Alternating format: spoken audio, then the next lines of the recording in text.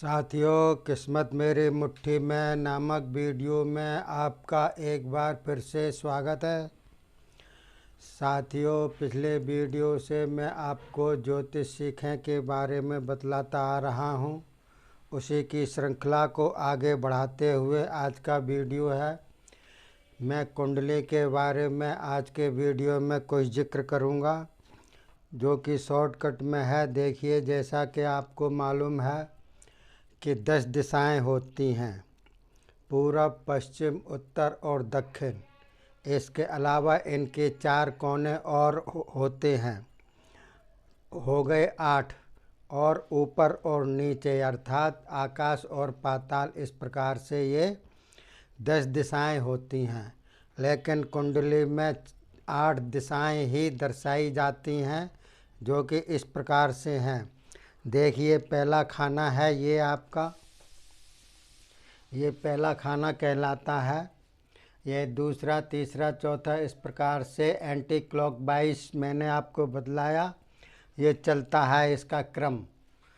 तो पहले खाने में पूर्व दिशा होती है और नीचे खाने में होती है पश्चिम, फिर उत्तर दिशा और दक्षिण दिशा। और पूरब और उत्तर के बीच का कोण होता है ईशान कोण या ईशान दिशा। इसी प्रकार से पूर्व और दक्षिण के बीच का कोण होता है आग्नेय कोण। इसी प्रकार से उत्तर और पश्चिम के बीच का कोण होता है वायव्य कोण, जो 6वें घर में है पड़ता है।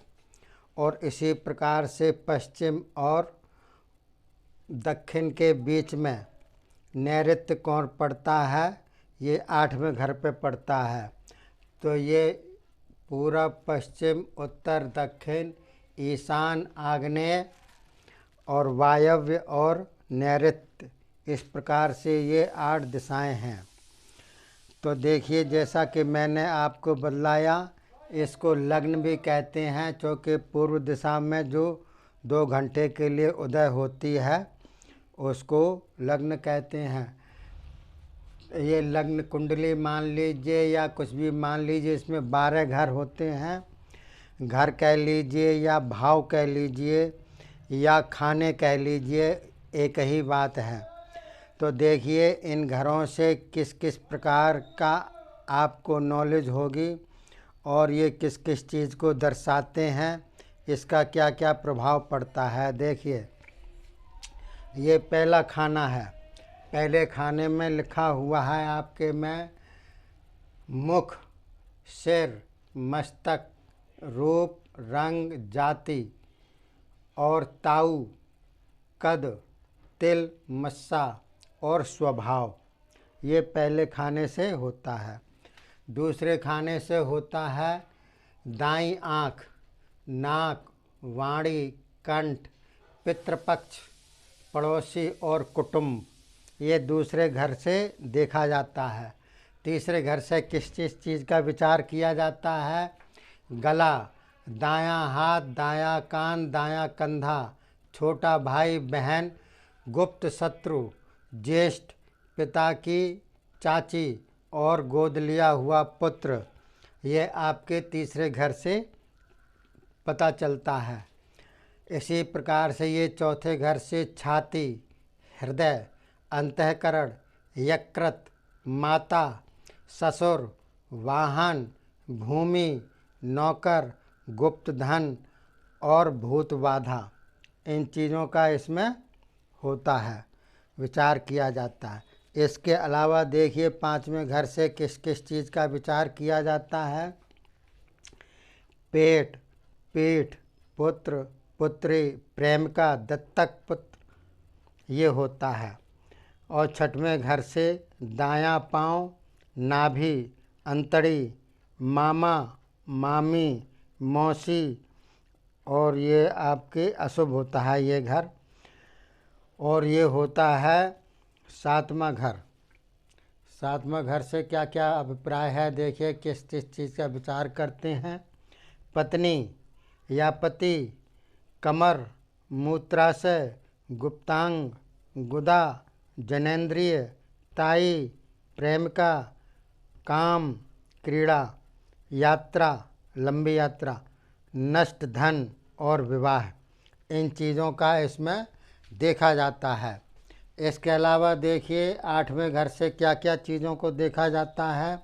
मृत्यु, बायां पाँव और इंद्रिय, ससुराल पक्ष, और 9वें घर से पेट, पीठ, भाई, बहनोई, साला, और 10वें घर से हृदय, छाती, पिता, सास, गुरु, नौकरी, व्यापार, राज्यपद और परदेश।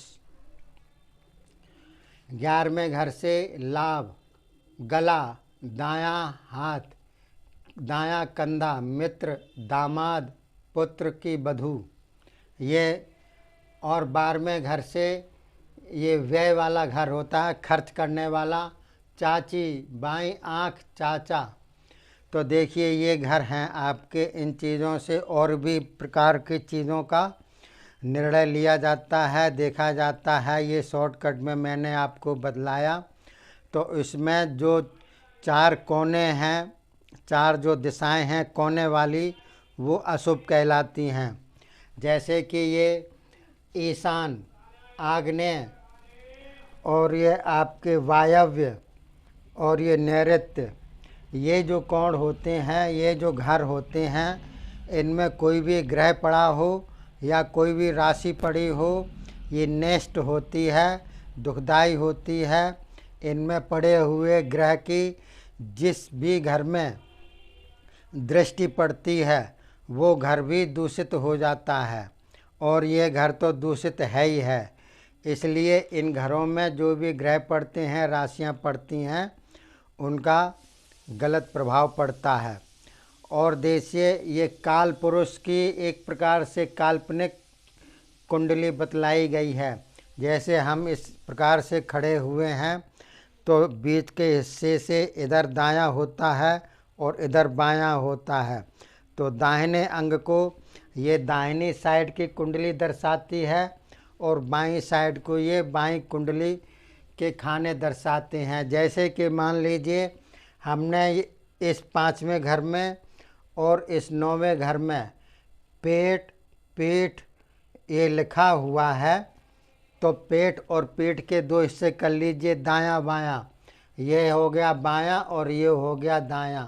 इसी हिसाब से आँख, नाक, कान, इन सब चीज़ों को 2-2 भागों में डिवाइड कर लीजिए। तो इन घरों में जो भी ग्रह खराब पड़ते हैं या उनकी राहु केतु की गलत दिशा पड़ती है, तो वही अंग हमारा शिथिल होता है, और इसके अलावा वो जो है कमज़ोर होता है, दूषित होता है, कमज़ोर होता है।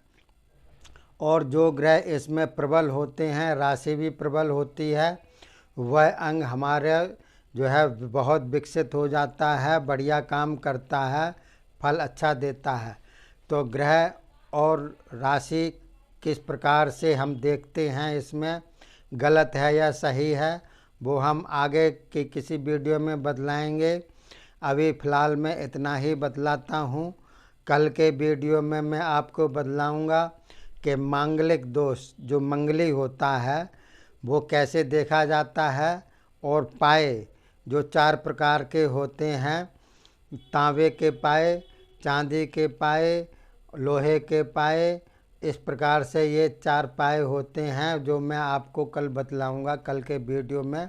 कल के वीडियो का इंतज़ार कीजिए। इसके अलावा देखिए और भी कई बातें मैं बतलाऊंगा। गुड हेल्थ के बारे में आपको और बतलाता हूँ। जैसे कि नेत्रों के बारे में मैंने आपको जिक्र किया है। नेत्रों के बारे में जिनको धुंधला दिखलाई देता है या कम दिखलाई देता है, चश्मा लगाने के बावजूद भी कम असर पड़ता है, उनके लिए क्या है देखिए, इसमें कुछ टिप्स मैं दे रहा हूँ। जैसे कि किसी की आँख में मोतियाबिंद है, तो मोतियाबिंद के लिए आप नींबू का रस लीजिए और उसमें सेंधा नमक थोड़ा सा घिस लीजिए, पीस लीजिए और उसको आँखों में आंजिए। इस प्रकार से करने से मोतियाबिंद आपका ख़त्म हो जाएगा। और इसके अलावा आँखों की रोशनी के लिए अगर धुंधला दिखलाई देता है तो गाय की ताज़ी छाछ में सेंधा नमक मिला कर के आप पीते रहिएगा तो उसमें भी फ़ायदा होता है। इसके अलावा देखिए पालक का जूस निकाल करके आप नित्य प्रति खाली पेट पीजिएगा तो वो भी आँखों की रोशनी के लिए बहुत फ़ायदेकारी होता है। इसके अलावा देखिए कम दिखने के लिए देसी घी और खांड और काली मिर्च ये मिला करके 2-2 चम्मच सुबह शाम आप खाली पेट लीजिएगा तो इससे भी जो है फ़ायदा होगा आपको आँखों की रोशनी के लिए। इसके अलावा भोजन करने के बाद में आप थोड़ी सौंफ लीजिएगा, खाइएगा तो उससे भी आँखों की रोशनी में फ़र्क पड़ेगा और पाचन शक्ति में भी बढ़िया काम करेगा। पाचन शक्ति आपकी तीव्र हो जाएगी, मजबूत हो जाएगी। इसके अलावा देखिए शरीर में कोई भी रोग हो दवा तो करनी ही चाहिए। इसके अलावा परहेज़ बहुत मायने रखता है। परहेज़ नहीं है तो दवा भी बहुत कम असर करेगी या न करेगी तो ना के बराबर करेगी। परहेज़ के लिए मैं आपको सबसे बढ़िया बतलाता हूँ। जो आजकल के लोग मोबाइल देखते हैं 24 घंटे, सोते समय और नहाते समय भले ही उनके हाथ से छूटे मोबाइल, लेकिन जो उसमें कृत्रिम रूप से लाइट आँखों पर पड़ती है वो आँखों के लिए बहुत ही नुकसानदायक होती है। तो मोबाइल के आप ना आदी बनिए और ना ही अपने बच्चों को हैबिट डालिए इस मोबाइल की, जिससे कि उनकी आँखों पर भी रोशनी पर असर पड़े और मन मस्तिष्क पर भी इसका बहुत गहरा असर पड़ता है बच्चों पर। तो देखिए आगे आने वाली पीढ़ी और भी नेत्रों से कमज़ोर हो जाएगी रोशनी से, और निरंतर अगर ऐसा ही चलता रहा तो आई साइट वीक बहुत हो जाएगी और फिर हमारी पीढ़ी हम ही को ही दोषी ठहराएगी। इसलिए बच्चे तो नादान होते हैं, उनको आप जो है हैबिट मत डालिएगा। जो भी ज़रूरत का काम हो वही आप जो है मोबाइल से उसको करिएगा, क्योंकि आजकल का ज़माना मोबाइल का है। ये जो विज्ञान है ये इसका साइड इफ़ेक्ट बहुत पड़ता है। कोई सा भी विज्ञान का आविष्कार हो इसका साइड इफ़ेक्ट तो पड़ना ही पड़ना है, और कुछ सालों के बाद में इसका जो है बिल्कुल ही मामला गड़बड़ हो जाता है। इसलिए इसका मोबाइल का कम से कम आप जो है यूज कीजिए और बच्चों को भी यूज करने के लिए दीजिएगा। तब तक के लिए मैं अपनी वाणी को विराम देता हूँ। जय हिंद, जय भारत।